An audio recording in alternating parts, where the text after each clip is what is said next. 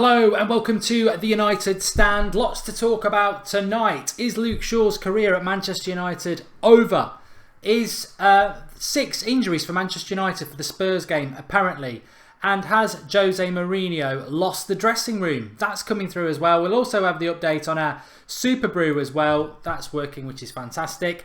How are we all doing? Let's fly into it now. I just want to start off straight away by saying, look, criticism of players, the manager, the club that you support is 100% about what football is all about. That's what being a fan is all about. If you think that you've got to look to support your club, you've just got to be 100% behind them all the time. Well, hello, that's not real life. That isn't real life. Everybody is human and everybody vents frustration in different ways. Some people can just be very relaxed about it. Some people get very stressed about it. But what I think there's a line that needs to be drawn here, because we won last night. We lost to Huddersfield. It's the only game we've lost all season.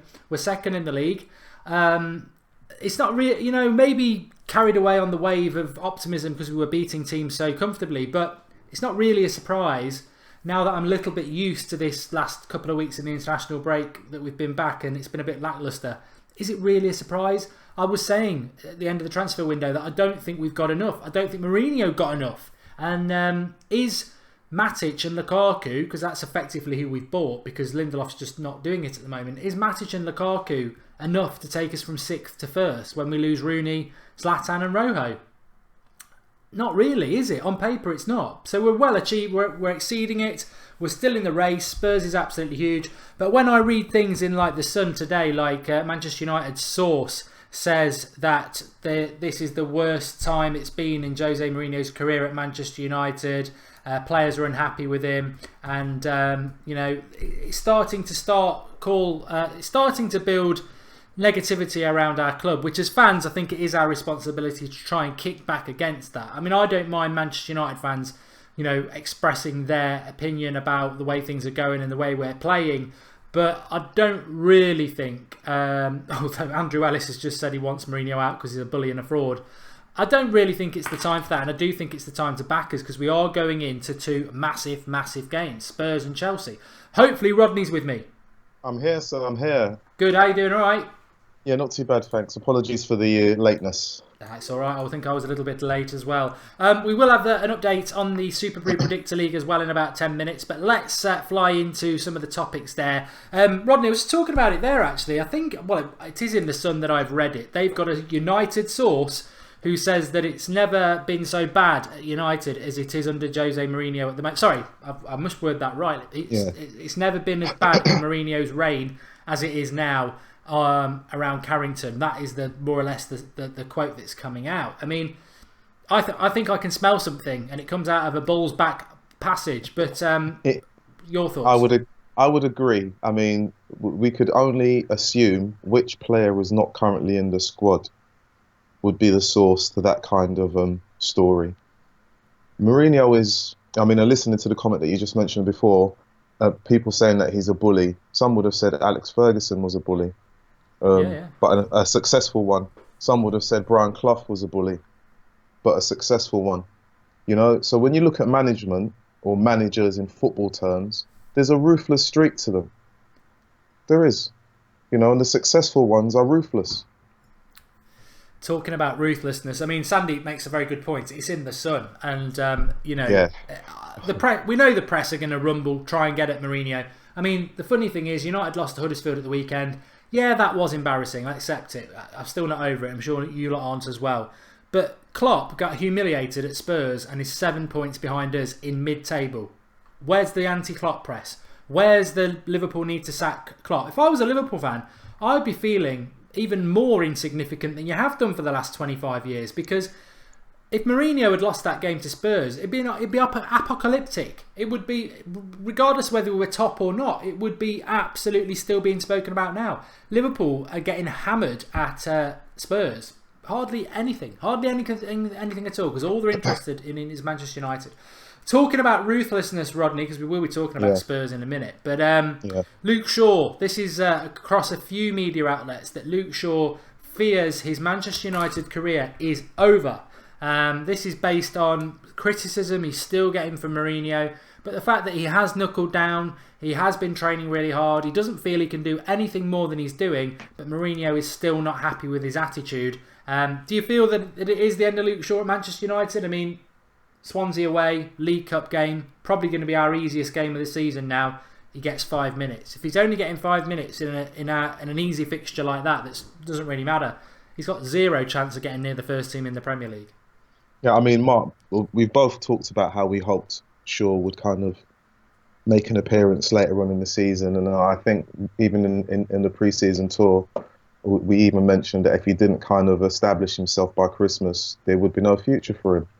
If you're getting 5 minutes against Swansea, and a weakened Swansea at that, in a kind of meaningless cup, but it's still a cup trophy that we could win. As a football player, you need to actually ask yourself, where do you stand in the rankings of the current left backs that are there? Blind isn't better than him. Darmian isn't better than him. Borthwick Jackson, who was on loan, isn't better than him. And he still can't get game time. So as a player, you may say, I fear that Mourinho might be squeezing me out, from his own mouth. But we've all been hopeful as United fans. We've even rubbished players coming in because we say that Luke Shaw is the next best thing. But for whatever reason, he's not getting game time. And only Mourinho and Luke Shaw will know what that is. I actually thought he looked slightly overweight when he came on yesterday. Yeah, a few people in the live comments have just said that. I think it was Karen who said it. But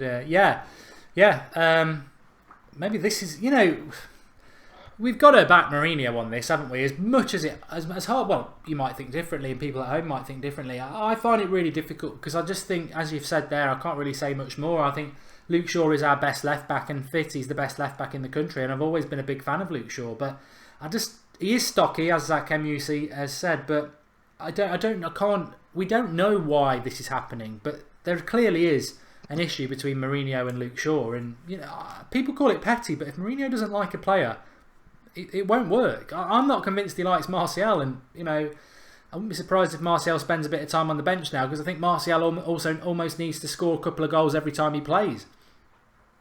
I think Martial is one of those players who I think Mourinho has a lot of respect for, but at the same time doesn't have the same level of respect that he would give to someone like Fellaini, who we dislike but follows his instructions.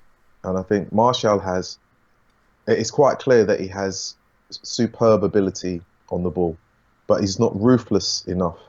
And I think Mourinho wants him to be ruthless when he has the ball in terms of attacking, goal scoring, and to be smart during game time. I think he did a similar thing with Hazard. I think he did a similar thing with Benzema when he was at Real Madrid and they bought him. Yeah. And he said he turned him from a pussycat into a lion.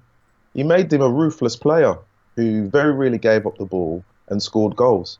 And I think he wants to do the same for Martial. But, as a United fan, you watch Martial play and you think, he can go past anyone at any given moment. But then at the same time, you want him to score goals because you know that Mourinho still doubts him. And if there's a substitution to be made, if it's not Mata, it's Martial. Yeah, we'll come back to that in a minute because there's something interesting about Martial, Rashford and Lukaku for the Spurs game I want to discuss.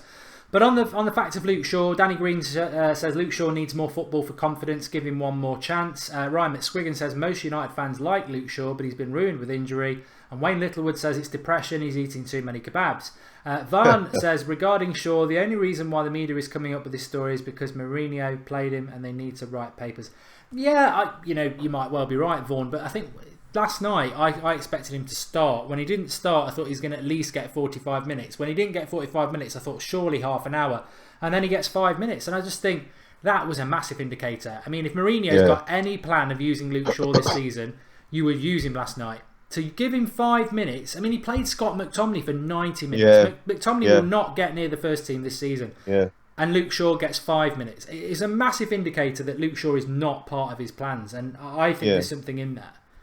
Yeah, I mean, unless there is a conversation that Luke Shaw has had with Mourinho and says you'll definitely be starting in the Champions League games later on in the season and we're going to kind of ease you back in gradually to get your confidence up, unless there's that kind of conversation that we're not privy to that's taking place, from the outside looking in, when everyone expects a player of that capability to start a game, where you know that it's not going to be too challenging. It almost looked like a practice game at times in the first half, Yeah, yeah. and you just think, why is it? Why? I mean, I tweeted, "Has anyone seen Shaw?"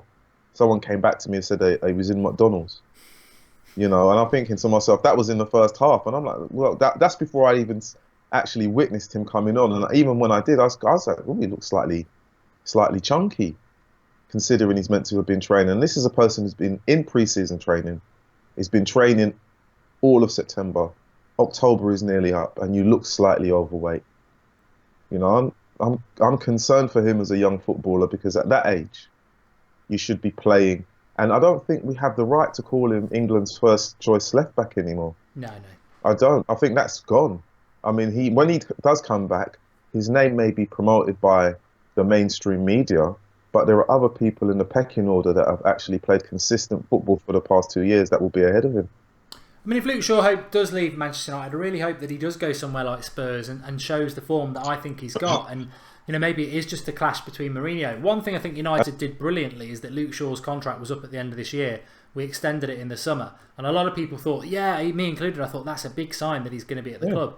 I actually think what that was very shrewd business by United, that they just got him on a long contract so he can't go for free. And when he does go, they'll get a bit of money.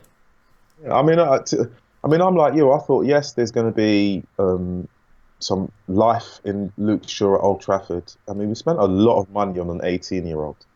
That's what the age he was when we purchased him. He's 22 now, and we've hardly seen a fraction of him in terms of playing time in a Manchester United shirt. Man United fans, definitely me, cannot say that we have an accurate assessment of what Luke Shaw is capable of doing. We have no idea because we're not seeing enough of him. No. And I think the fitness concerns that a lot of people in the live comments are talking about are probably about right. But it doesn't mean it's not sad. And I don't think... the other thing, and I'm sure everyone at home will agree with this as well, Rodney, is that it's not helped by the fact that left-back is one of our most problematic positions in the team.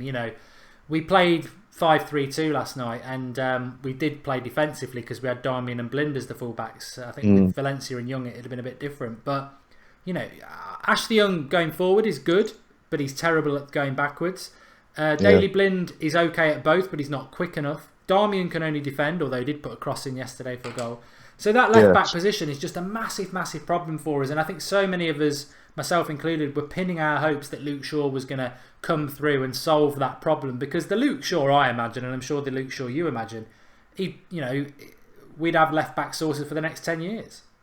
Yeah, I like you and many others have identified the left side. It's not even just the left back; it's the left side of Manchester United. That's the issue, and we really do need to get that sorted. And I'm still hopeful that he can resurrect his career and get a sustained period of play in a first-team jersey for Manchester United. But just thinking about the game yesterday and the amount of game time he had, he'd be better off playing with the reserves and getting 90 minutes with them than actually 5 minutes against Swansea. I mean, I'd rather him get a full 90 minutes than 5 minutes. Yeah, I agree. I agree with that. Right, let's talk about injuries, because I think this is obviously very relevant as we start moving towards the Spurs, and we are going to take some of your questions. In fact, hold on, just before I do that, there's something I do need to do, because people have been on and on and on about me to do this for a while. So we're going to talk about injuries, we're going to talk about how we beat Spurs in a minute. But let me just get this sorted. So, Manchester United stand Super Brew League, which is basically a Predictor League. I've not looked at it for my weekend result. I was doing quite well. Let me have a look. You can sign up for this for free. It's totally free. It's a Predictor League. If you go through the link in the video description, it puts you into the United Stand Predictor League. And all you need to do is every week is just pick your score predictions for the weekend. I'll always give you one. And being as it's United up first, I'm going to tell you what I'm going to go with. This is my score prediction for the weekend. Manchester United 2, Spurs 0. So you do your scores and you can win. If you get 6 scores right, you can win the team jersey of your shirt. 7 scores, £1,000. 8, 2,500.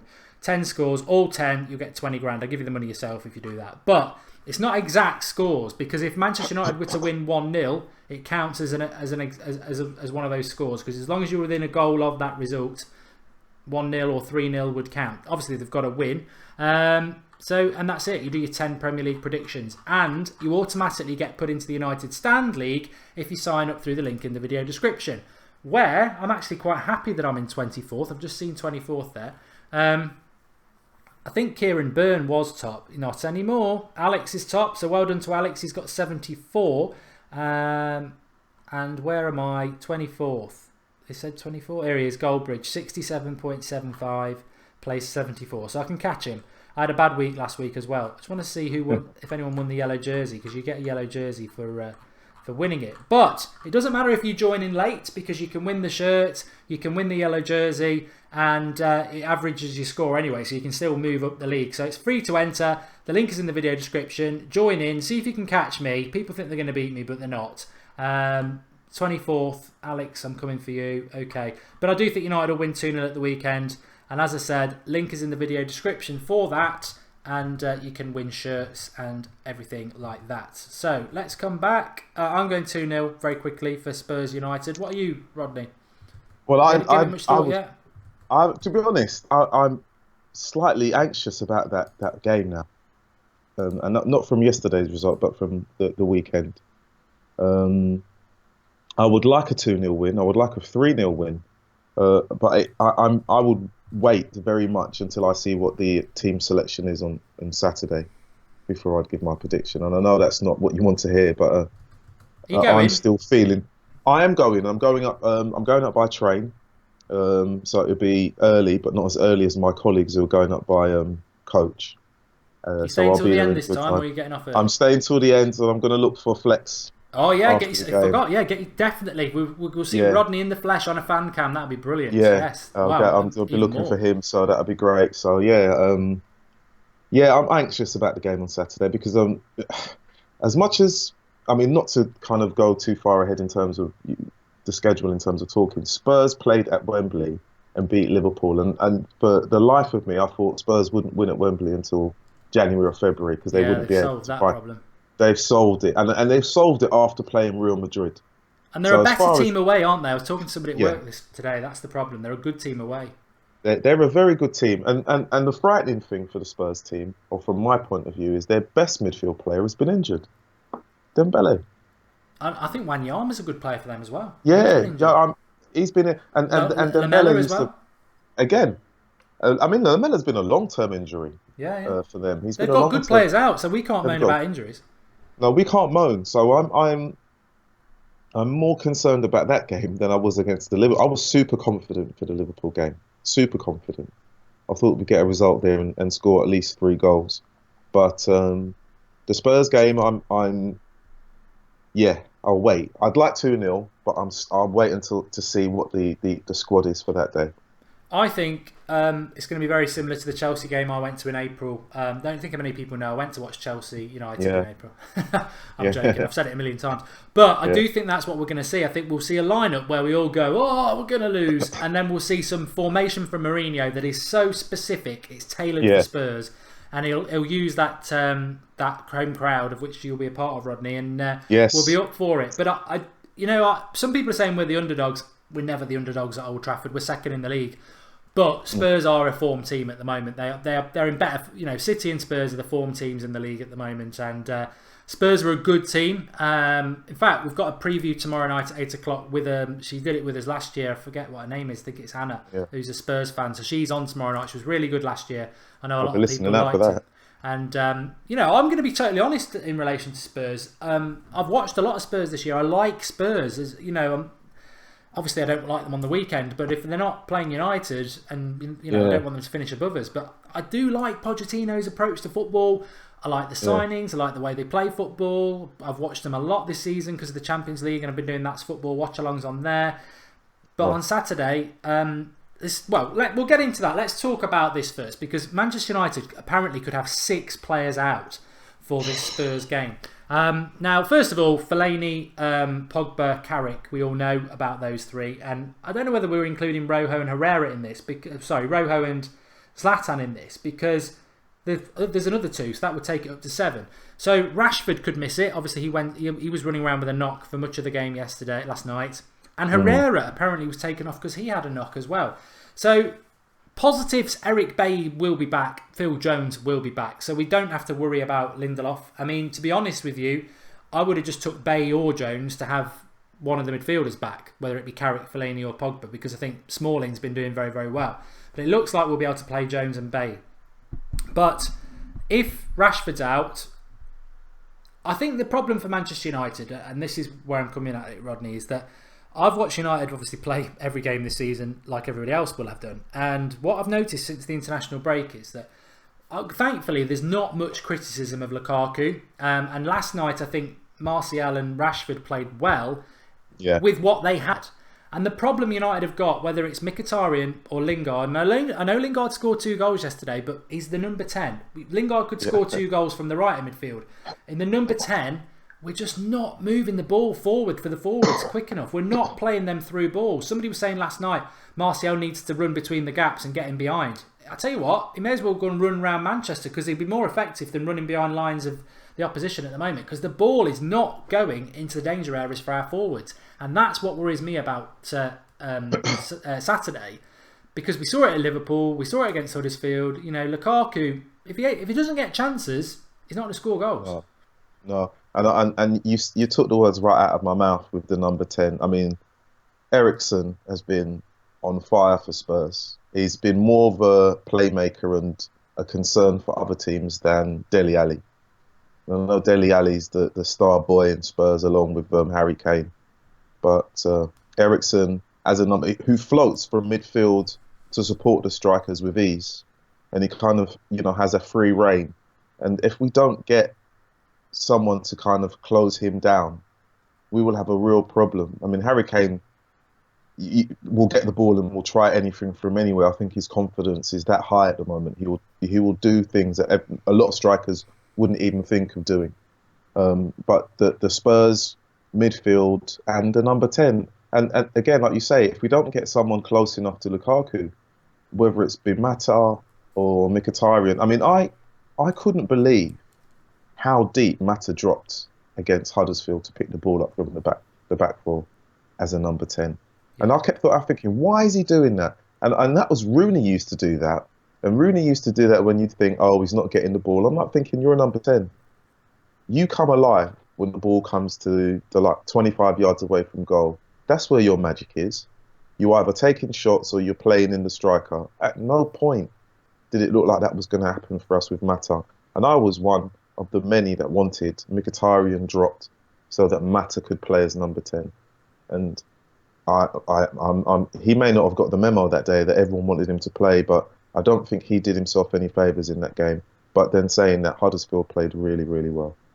Yeah, and I think Lingard last night against Swansea, 2 good goals, but I judge him on what he did as a number 10. And Rashford and Martial may as well have gone and sat next to Mourinho on the side, because they weren't getting the ball quick enough. And there was a couple of occasions last night and against Huddersfield and against Liverpool where we had the opportunity to break through the number 10 very quickly, and then we're passing it back, and then they're getting the men behind the ball. And I've said it so many times this week, but I think when it comes from a player from the opposition, and this happened with Stoke as well, they're coming out after a good result and they're saying, we knew this game plan against United. And Tom Ince was like, we know United moved the ball forward slowly, so we've got plenty of time to get back in position, and our plan was to hit them on the break. And that is, if I was Mourinho, I would be 1, embarrassed, and 2, addressing that. Come on, he can play Lukaku, Martial, Rashford. He's got 3 quick, skillful players up front.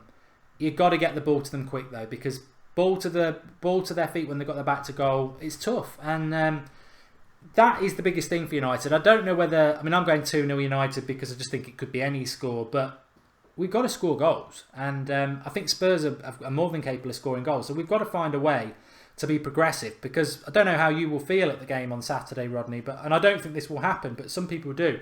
They think Mourinho is going to park the bus because Spurs are the in-form team and we're not. I can't see that. That wouldn't happen. I can't see that happening. He cannot do that against this Spurs team, because I don't think that our back four are intelligent enough to soak up that amount of pressure for 60-70% of the game. Do not. The movement from Harry Kane alone will cause our back four problems, because he doesn't stay central. He'll go out on the wing. He'll go left and right. And depending on who we have on either flank, I mean, you won't get much change out of Valencia, but whoever's playing on the left will need to be on their guard with Harry Kane. And they would have worked it out. Spurs will have already worked out in terms of how they attack, who we might play in whatever position. So they will be ready for that. Let's be under no mistake. With regards to Spurs, we need to score more than 2 goals to win, because Spurs may score more than 2 goals.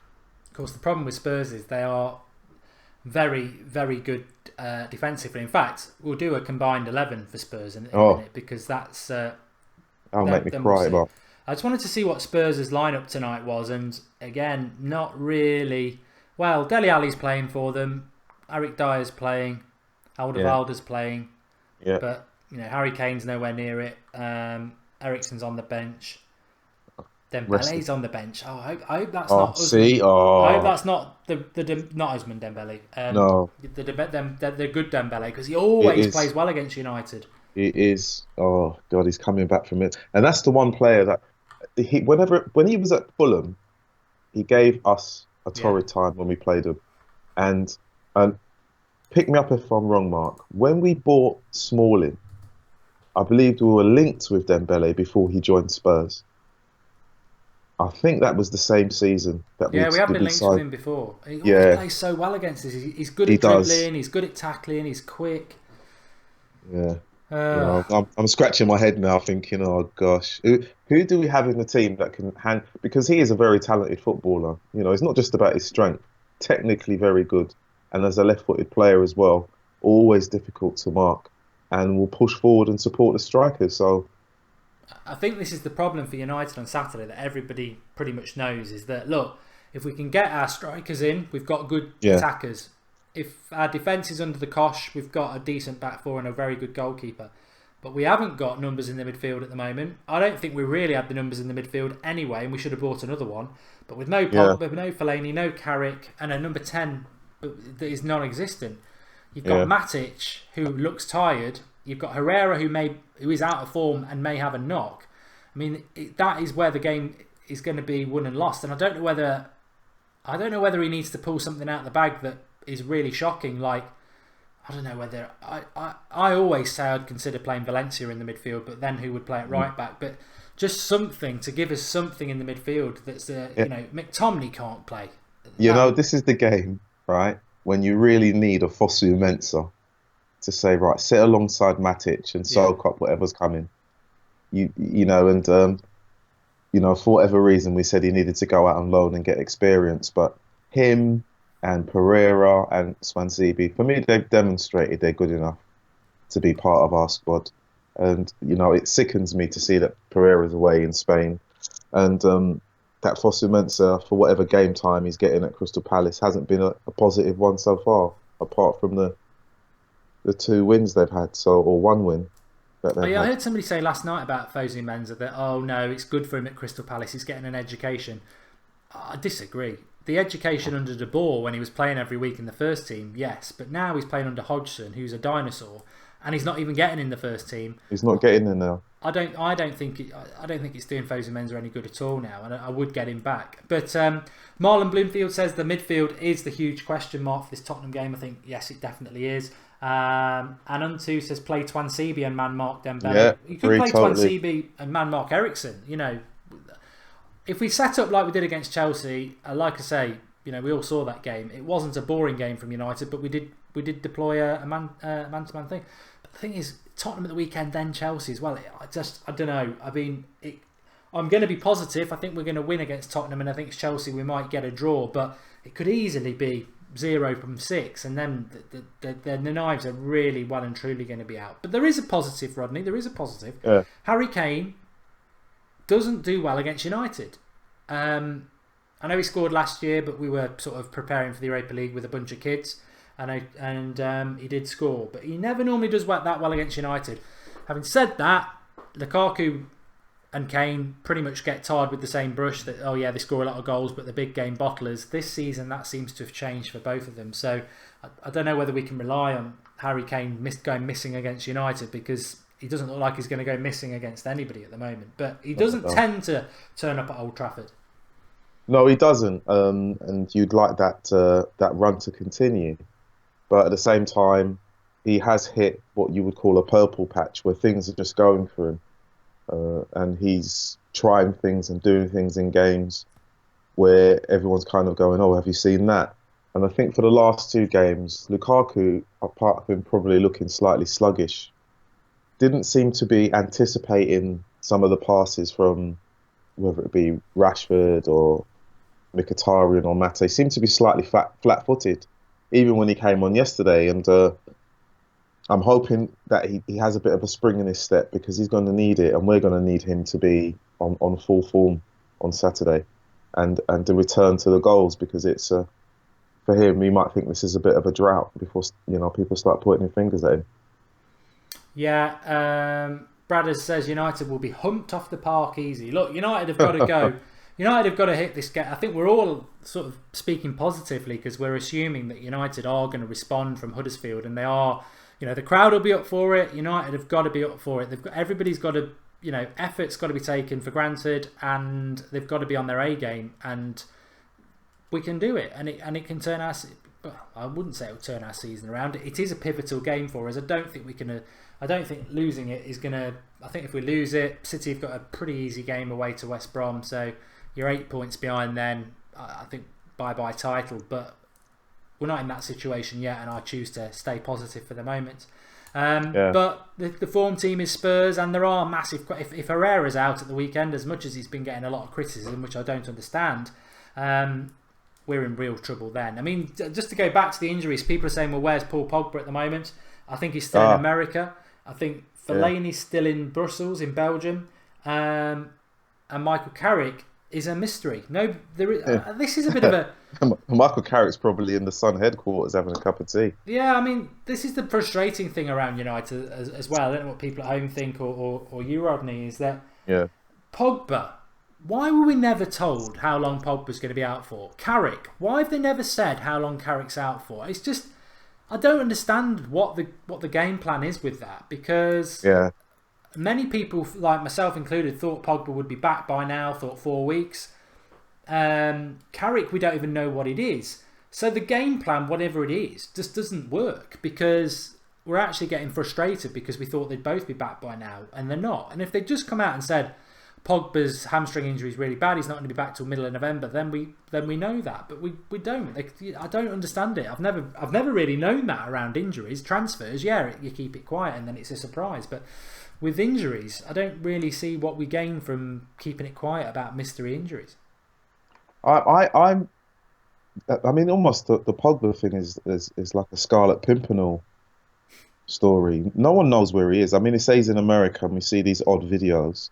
But in terms of the and he was dancing 2 days later. Yeah, I mean, it sends the wrong message to fans, because we anticipate his return, and then there's no news from the club. He's still in America, so I'd rather him go away and do his rehab quietly, and then come back and announce that he's coming back and to be full fitness, because this is going on far too long, unless they're waiting for him to return for a Champions League game of some significance. As for the Michael Carrick, I may have said back in the beginning of the year that I was one that was quite shocked that Man United gave him an extension to his contract. He's not going to play much football under Mourinho. Yeah, well, I mean, Mourinho made it very clear with Schweinsteiger that he didn't want him because of age and salary. And for all the will in the world, we could have spent that money on a midfielder that would have been in the team now. Would have been definitely would have been assisting Matic, shoring up the midfield, because I'm sure that's what Mourinho wanted. I think he wanted 2 holding midfielders to secure the back four, but have wing backs that pushed on, and we don't have that. So in terms of Carrick, I'm puzzled, but I'm not upset. Den Donker at Anderlecht is desperate to come to United, and many people feel that he's absolutely perfect, and that's a player we could have gone and got in the summer. The Carrick one surprised me. I was pretty much preparing the goodbye Carrick thing because I'm a big Carrick fan, and then he stayed, and part of me was expected this, to be honest, that he is very injury prone now because of his age. That's not his fault. But part of me was like, well, actually, who's left who's really won anything at United? His experience in the dressing room's great, but he's not in the dressing room because he's injured. So it has backfired, and we certainly could have done with Carrick. Carrick would have played last night, and Matic could have had a rest. So we have missed Carrick, and I do worry about Matic because I don't know how long Pogba and Fellaini are out for. Herrera looks either injured or he's out of form. Hopefully not both. And Matic is just looking like he's running a bit on empty. Really good start to the season, but let's be honest, I don't think Matic has been that good the last 3 or 4 games. People won't admit it because they like to say, oh, look how wrong you got it about Matic. And I did get it wrong, but he has not been good since the international break. And I think a lot of that, Rodney, is down to the fact that he was away on international duty with Serbia, and then he's come back and he's playing virtually every 3 or 4 days. And he is 29, and he's having to do a lot as well. A lot of running around. He having to do a lot of running around in the midfield that is slow, especially tracking back. So you would hope that he gets a rest at some point, and for that to happen, you do need Pogba to return, Fellaini to return, Herrera to be fit and ready to go, even if he only played for half a game. But with the games that we've got coming up, Spurs and Chelsea, you want Matic there, and he's going to need all the help he can get. It would be nice, like I said, we mentioned Fosu-Mensah, possibly Swansea could, go into the midfield and help out. McTominay, I'm not saying he won't make it at Manchester United, but he's young. He's young, so there's a long way to go. But Manchester United definitely need bodies in midfield. They're going to have to strengthen. They're definitely going to have to strengthen in January. If they hold out until the summer, which will be a World Cup year, they'll have to do their business early. Again.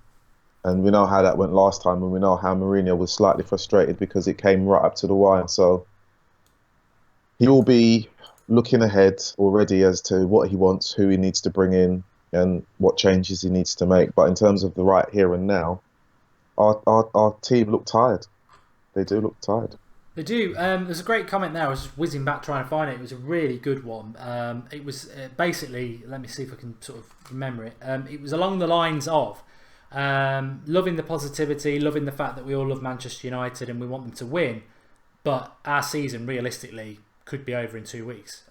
and you know what? I think it's something I don't want to touch on because why touch on it before it hits? But let's have no illusions, Rodney. Chelsea in 2 weeks is difficult. Bonfire night. We never win at Chelsea. No, we don't. They always, whether it's refereeing decisions or not, they're always up for it. Like last year.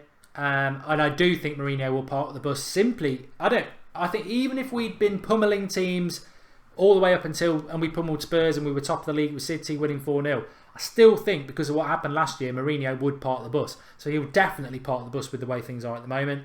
And obviously Spurs the most, banging form team.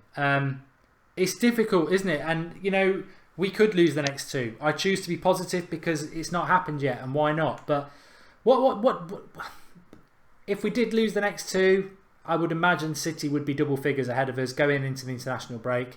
I think we'd have to sort of admit that it would take an amazing collapse and amazing consistency from a team that's not consistent to catch them. And you'd presume that Spurs would be ahead, and you'd presume that we'd be pulled back into the 4th battle. Liverpool have got Huddersfield at the weekend. They're going to win that. That would put them 1 point behind us if we lose. So what I'm saying is let's not predict what's going to happen in the future, but it's pivotal on Sunday. Saturday's pivotal, and then Chelsea is, because if Spurs beat us, Liverpool and Arsenal win, they're a point behind us instead of 7. It swings very quickly. So I don't even know what the questions is I'm going to ask, really, because I don't want to say how will you feel if that happens, because I don't want to throw you under a bus with it. Well, you wouldn't throw me under. I think really and truthfully that the point that was made was that our season could definitely be over if we lost those 2 games. And Man City have been scoring goals for fun, and we would expect them to continue to do that and the gap grow. But then I would also expect that at some point in the season that for Manchester City to have their bad patch, because they haven't had it yet. Yeah. You Just know, got I to would try and expect grab on, haven't we? yeah, you're gonna, Manchester City, you're gonna have to go to White Hart Lane. They never like going to White Hart Lane.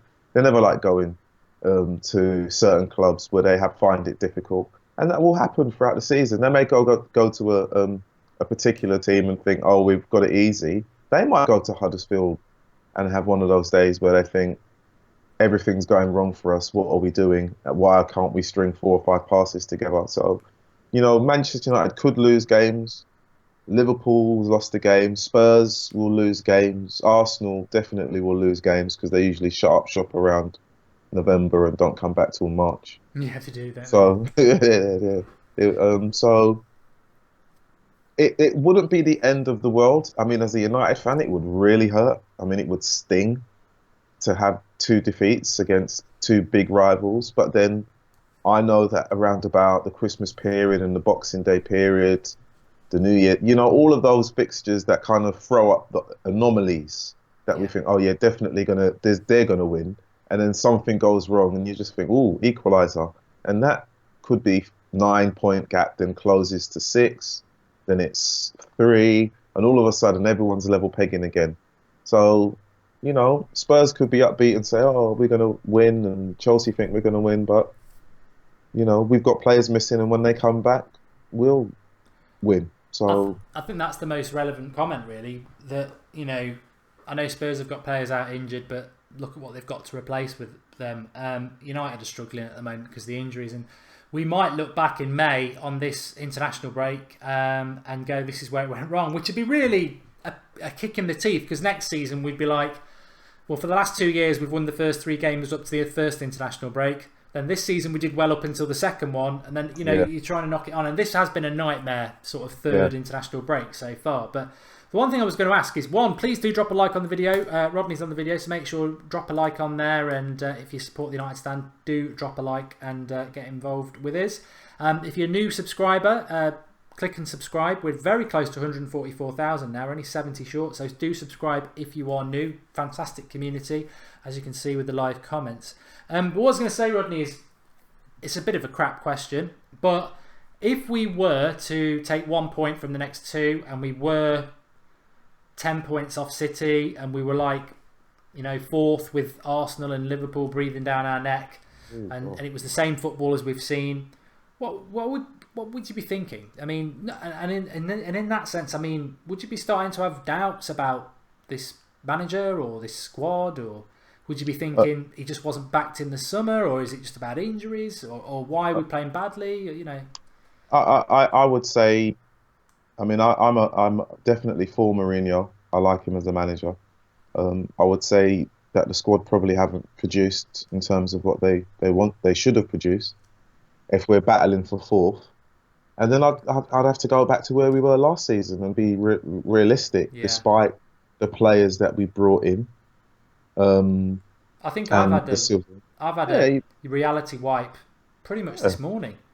The enthusiasm, which I think we've all had, I've just had a blast of reality that we were 6th last year and we were pretty poor, and we won the Europa League, but we were 1 kick away in the semi-final from going out. We've let Rooney go, Zlatan and Rojo are injured, and we've replaced them with Matic and Lukaku. There's not that much of a difference from last year when you look at it on paper. So to expect us to go against open checkbook Pep, I think we're overachieving where we are now, to be honest. And that's what, and it's taken me a good number of weeks to kind of come to this point. I'm thinking, if we do lose, think of where we were last season. Think of the football that we had to suffer, under Van Gaal, and Mourinho was trying to change the way. We've seen there's been a change in the way they play, but some of the players that we still have from that reign play slow football. They're not used to playing quick football. It doesn't matter about the manager. They played the same football under Moyes. They played the same football under Van Gaal. And Mourinho has identified that, and I don't think some of them will be there in the long term. They're just there now. I think my thought, if we take 1 point from the next 2 and then we've taken 2 points from 12 in this international break period, my feeling, I will be angry after each game. If we play badly, I'll do a match reaction where I'm furious, and that's how fans feel straight after a game. But when you've had time to reflect, I'm pretty sure I will be saying what I said on August the 31st and what I said throughout the summer.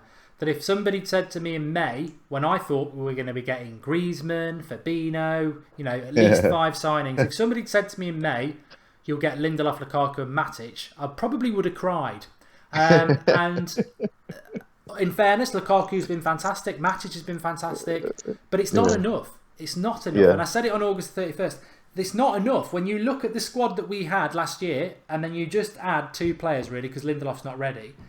It's not enough. And that would be my question. Is look, I wouldn't be turning on Mourinho. I think he's the right man, but I would be saying, well, why did we waste that summer? Why didn't we do things that most fans knew we needed to do? We needed at least 2 more players. Mourinho's admitted he wanted at least 1 more. That would be my question. Why did we not do the business in the summer that, City, for example, have done? And that would be my frustration, because there will be frustration if that happens. But I've been saying that recently anyway. Yeah, I think if that were to happen in terms of the 1 point, and every Manchester United fan were to reflect as we are right now, but hand on heart, no one could blame the manager. No one could blame him. We'd have to actually look at the acquisitions, the players that we still have, the players that we thought that would leave, and be honest as well that we've really missed in terms. Rojo was a solid performer under Mourinho last season, and I think we've missed his fight. We've missed Bailey's fight in terms of the defence, even though the defence have done well. What we don't have is the strength in numbers in midfield, or the agility in midfield, or the guile in midfield. And the players that we kind of heap responsibility on for that, frankly, have gone missing. They've gone missing. And that I'm upset about. You're upset. Every United fan's upset about it. I mean, I was throwing things around the room against Huddersfield, and my partner was like, "Are you okay?" I'm like, "No, not really." But at the same time, I didn't have to think, well, something must be either not right within the club, something must be not right within the changing room, something must be not right with the player. And whatever it is, we won't know, but as fans, we have to kind of read between the lines and come up with different kind of analysis for what's going wrong. But the reality is, it could be like that. We could only get 1 point, and then we have to say, this is where we are, and the league doesn't lie. No, and if you watch the United stand over the summer, it's like a whole different time to when the season's on. It's loads of shows and loads of chat. And there's a good comment here from Brian Parr. He says all plans went out the window when Griezmann bottled it, and ultimately United thought they were getting Griezmann from around this time last year. It was, he was going to wear the number 7, and it didn't happen, and it did throw our plans into the sea, really. But I'm not convinced Matic was first choice. I don't think he was. I think there was 2 others. I think Dyer was first choice. Yeah, I do as well. Or potentially Nainggolan. Morata was definitely the first choice over Lukaku, and Lukaku was Chelsea's first choice over Morata. It was just United were getting fed up of the way they were treated by Real Madrid. So I think we did have a bit of obviously Perisic, they wanted him, but they messed that up because they thought they could play hardball because of financial fair play. They thought that we're going to get Inter over a barrel, and then Inter weren't over a barrel, and then Inter said you pay 55 million or you don't get him. And United, being a company that's run by shareholders, were like, I thought we were getting this player for 30, you're not having him for 55. So Perisic fell by the wayside. I think we'll never know the true story about United in the summer, but I do think it was a car crash. I think a lot of things went wrong, and I think we are paying the price a little bit for it at the moment. Well, we are paying the price because we're probably 2 players down from what we would have been, and we've also got a lot of injuries. But the reality is, as things sit here tonight, beat Spurs at the weekend, get a good result against Chelsea, and start getting some of these big players back, we're in with a shout. And to be honest, we've got Mourinho will be doing that the next 2 games in the league, because we've got Benfica, haven't we, next week as well. The league games really is, he's got to treat it as a sort of mini season and do everything he can to try and get as many points out of that, because he knows he's got people like Pogba coming back, Zlatan coming back, even people like Fellaini coming back, Rojo coming back. So it really is just about trying to get through it. But yeah, I mean, in conclusion to that, Rodney, as much as I'd be frustrated if we lose at the weekend, and I was frustrated at the weekend, the reality is, I would argue it with any United fan, Mourinho's overachieving. It might be a frustrating thing, but he is overachieving based on what we are at the moment. Yeah, and that's the reality. You know, I love Manchester United, but I'm also a fan of football, and I look around at other clubs and I see the players, and I see that the way that these players control the ball, they move the ball around, they move with the ball, and you know, if you don't like, you have to understand to like football, you've got to appreciate the other than what you already have. And there are players out there that, you know, one that went to Manchester City, like Bernardo Silva, who I don't even think can get into Manchester City's team, I would have liked at Manchester United. So Mourinho is overachieving because I think that he would like someone like that as well. But for whatever reason, you know, he wasn't backed as he should have been by the board and the owners.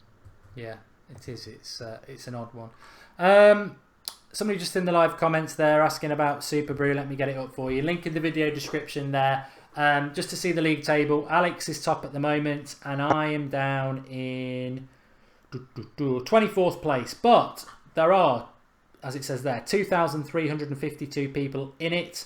How do you enter? Link in the video description will automatically put you into the United Stand League.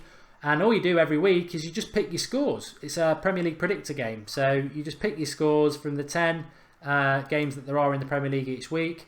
If I go to the page there, you'll play against other United standers. It doesn't matter if you join late because it averages your score and you can win weekly prizes anyway. 6 correct scores will win you a team jersey. 7 scores 1,000. 8 scores 2,500. 10 scores 20,000. But I've gone 2-0 United there. It's not the exact score you need to get though, because if United win 1-0 or 3-0, as long as you're within a goal of the result. So if I went Arsenal 4-1 and they won 5-1 or 3-1, it's still classed as a correct score as long as it's within 1 goal of the result and it is the right result. So link in the video description, get yourself signed up. We've had a couple of people win a team jersey already. 6 scores is very achievable, especially with that goal sort of difference thing for you. And also there's bragging rights. Can you finish high in the United Stand League? So the link in the video description will automatically enter you into that. We also had Robbie from Arsenal Fan TV on the show earlier with Flex, telling us why we're not going to sign Mesut Ozil. Well worth a watch that. He's dreaming. It's up to Ozil. It's not up to, Robbie's very powerful at Arsenal, but he's not that powerful. It's up to Ozil. Arsenal can't stop him. His contract's up in the end of the season. It will be up to Ozil. I think we'd take Ozil, wouldn't we, at the moment? Only last week I did a video saying no. After the weekend, anybody. We need a number 10. No, we need, and to be honest, beggars can't be choosers, Mark. That's the situation that we're in. He's a world-class footballer. He's a World Cup winner. You know, would we say no to a World Cup winner? No. Not at all. Anyway, Super Brew, sign up in the link in the video description. It's totally free, by the way. I forgot to say that. It's totally free. It's just a bit of fun with for the United Stand community to join the league and win yourself a jumper, a shirt. Andrew K. Mark, did the United Stand join that app with a bunch of football fans? I don't know. We are part of it, but I don't really understand what it's all about, to be honest. So hence, I've not really been promoting it, but we'll see what happens with that. Yeah. What was I going to say? Thanks for coming on, Rodney. Shout out your Twitter. It's at Rodney_Cyrus with a C. Yeah. And by the sounds of it, well, Flex is definitely going to be at Old Trafford for the fan cam. So if you want to root him out and have your first visible debut for Rodney on Saturday, hopefully you'll be celebrating. But if not, let loose. Oh gosh, let loose. But hopefully we'll be celebrating. Yeah, fingers crossed we will be celebrating. I don't want to be on camera being a miserable moo. That's for sure.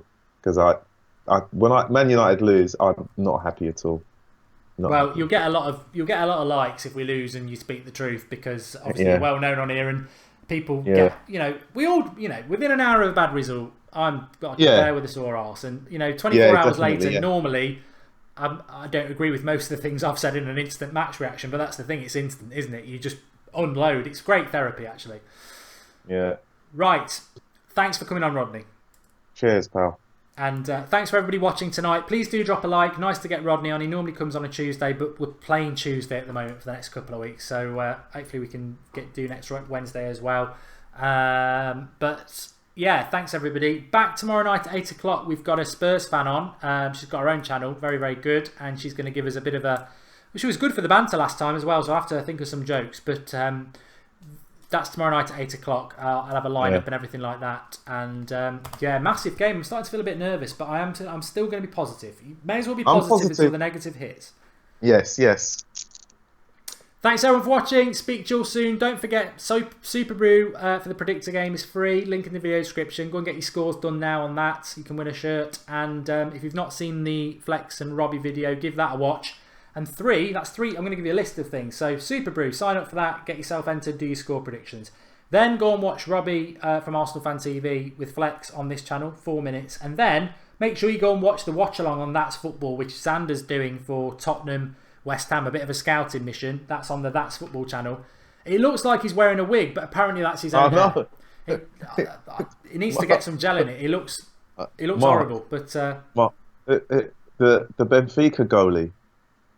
Yeah, he looks like that. Yeah, he looks like him. Yeah, I don't know what he's doing. Dear. I don't know what he's doing. Yeah. Anyway, thanks everybody. Speak to you all later, and you've got a list of 3 things, and drop a like if you like, and we'll speak to you all soon.